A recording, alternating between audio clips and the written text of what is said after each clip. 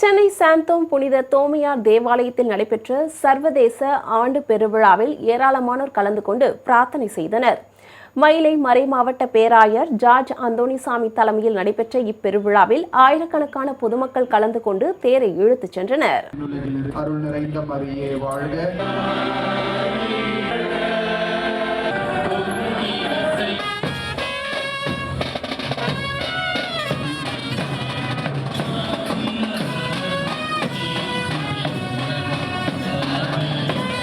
பின்னர் செய்தியாளர்களை சந்தித்த பேராயர் ஜார்ஜ் அந்தோணிசாமி, விழா என்பது ஆன்மீக மற்றும் சமூக விழா என்றில்லாமல் மனித நேயத்தை வளர்க்கின்ற விழாவாக அமைகிறது என்று தெரிவித்தார். மதம் என்பது தனி மனிதனின் விருப்பம் என்றும் மதத்தின் அடிப்படையில் வேறுபாடுகள் ஏற்படக்கூடாது என்றும் கூறினார்.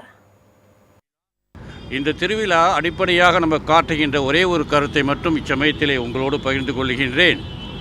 மனித நேயத்தை வளர்ப்பது, ஒன்றாக இணைந்து நம்முடைய தாய்நாட்டை வழிநடத்தினால் மிகவும் நல்லதாக இருக்கும் என்பது என்னுடைய தனிப்பட்ட விருப்பமும் ஆசீரும். எந்த விதமான வேறுபாடும் எந்த விதமான ஒரு பேதமும் இல்லாமல் எல்லோரையும் அழைத்து செல்கின்றார்.